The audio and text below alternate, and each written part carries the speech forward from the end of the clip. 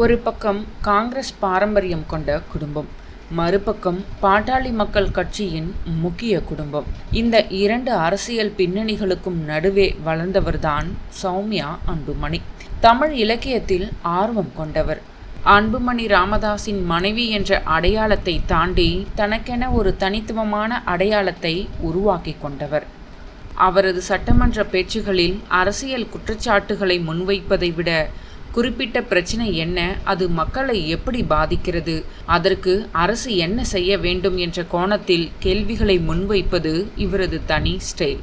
சட்டமன்றத்தில் தனது முதல் பதவி காலத்திலேயே தருமபுரி மக்களின் பிரச்சனைகளை மட்டுமல்லாமல் விவசாயிகளின் குரலாகவும், பொதுமக்களின் வாழ்வாதாரம், பெண்கள் எதிர்கொள்ளும் பிரச்சினைகள், சுற்றுச்சூழல், நீர்வளம் உள்ளிட்ட சமூக பிரச்சினைகளை அரசின் கவனத்திற்கு கொண்டு செல்ல முயற்சிக்கும் உறுப்பினராக சௌமியா அன்புமணி கவனம் பெற்று வருகிறார்.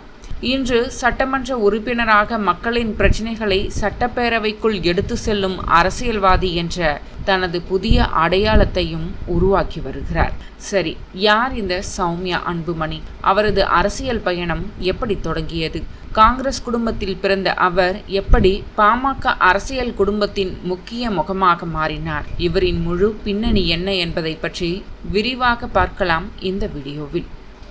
தருமபுரி அரசியல் களத்தில் தற்போது கவனம் பெற்றிருக்கும் பெண் அரசியல்வாதிகளில் ஒருவர் சௌமியா அன்புமணி.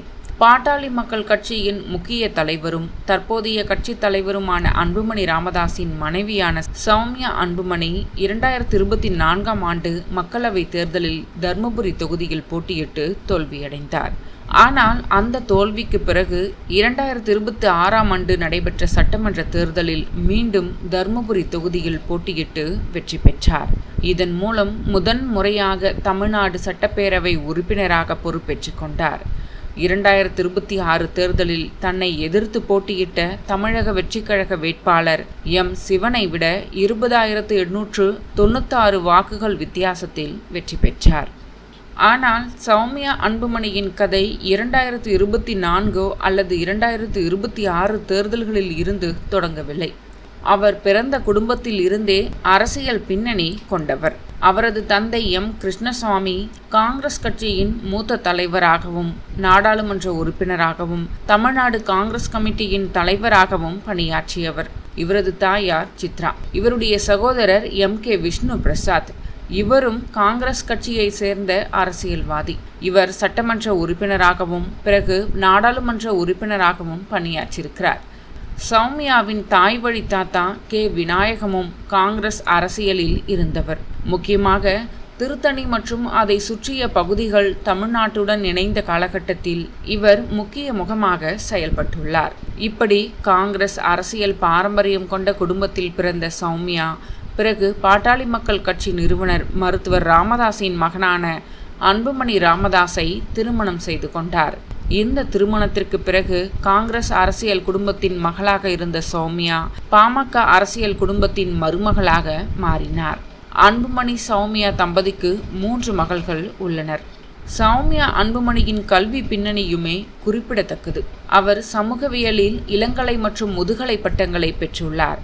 அதோடு மதுரை காமராஜர் பல்கலைக்கழகத்தில் முனைவர் பட்ட ஆய்வுகளையும் மேற்கொண்டுள்ளார். அவரது கல்வி பின்னணியுடன் சமூக பிரச்சினைகள் மற்றும் சுற்றுச்சூழல் குறித்த ஆர்வமும் இணைந்தது. அரசியலுக்கு நேரடியாக வருவதற்கு முன்பே சௌமியா அன்புமணி சுற்றுச்சூழல் தொடர்பான பணிகளில் ஈடுபட்டு வந்தார். பசுமை தாயகம் அமைப்புடன் இணைந்து சுற்றுச்சூழல் பாதுகாப்பு, இயற்கை வளங்கள், காலநிலை மாற்றம் உள்ளிட்ட பல்வேறு பிரச்சினைகள் குறித்து பணியாற்றியிருக்கிறார். சுற்றுச்சூழல் தொடர்பான சர்வதேச மாநாடுகளிலும் அவர் பங்கேற்றிருக்கிறார். இதன் மூலம் அன்புமணி ராமதாஸின் மனைவி என்ற அடையாளத்தை தாண்டி சுற்றுச்சூழல் மற்றும் சமூக பணிகளில் தனக்கென ஒரு அடையாளத்தையும் உருவாக்கினார். தமிழ் இலக்கியத்திலும் அவருக்கு ஆர்வம் இருந்து வந்துள்ளது. சிலப்பதிகாரம், மணிமேகலை போன்ற தமிழ் இலக்கிய படைப்புகளை மக்கள் மத்தியில் கொண்டு செல்லும் முயற்சிகளிலும் அவர் ஈடுபட்டுள்ளார். அது மட்டுமல்ல, பள்ளிக்கரணை சதுப்பு நிலம் உள்ளிட்ட சுற்றுச்சூழல் சார்ந்த விஷயங்களை பற்றிய ஆவணப்பட தயாரிப்பிலும் பங்களித்திருக்கிறார். இதனால் தமிழ், சுற்றுச்சூழல் மற்றும் சமூக பணிகள் ஆகிய துறைகளுடன் அவரது பொது வாழ்க்கை தொடர்ந்து தொடர்பு பட்டிருந்தது. அரசியல் தேர்தல் களத்தில் இவர் முதலில் நேரடியாக வேட்பாளராக களமிறங்கியது 2024ஆம் ஆண்டு மக்களவைத் தேர்தலில்தான். ஆனால் அதற்கு முன்பே அன்புமணி ராமதாஸ் தர்மபுரியில் போட்டியிட்ட தேர்தல்களில் சௌமியா தீவிரமாக பிரச்சாரம் செய்திருக்கிறார். 2014ஆம் ஆண்டு அன்புமணி தர்மபுரி மக்களவைத் தொகுதியில் போட்டியிட்ட போதும், 2016ஆம் ஆண்டு பென்னாகரம் சட்டமன்ற தொகுதியில் போட்டியிட்ட போதும், அடுத்து 2019ஆம் ஆண்டு மீண்டும் தர்மபுரி மக்களவைத் தொகுதியில் போட்டியிட்ட போதும் சௌமியா தர்மபுரி மாவட்டத்தின் பல்வேறு பகுதிகளுக்கு சென்று பிரச்சாரம் செய்துள்ளார். இதனால் தர்மபுரி அரசியல் களம் அவருக்கு ஒன்றும் புதிதல்ல. ஆனால் 2024ஆம் ஆண்டு அதே தொகுதியில் அவரே வேட்பாளராக களமிறங்கியது அவரது அரசியல் வாழ்க்கையில் ஒரு முக்கியமான கட்டமாக அமைந்தது. 2024 மக்களவைத் தேர்தலில் பாட்டாளி மக்கள் கட்சி சார்பில் தர்மபுரி தொகுதியில் போட்டியிட்ட சௌமியா அன்புமணி தோல்வியடைந்தார்.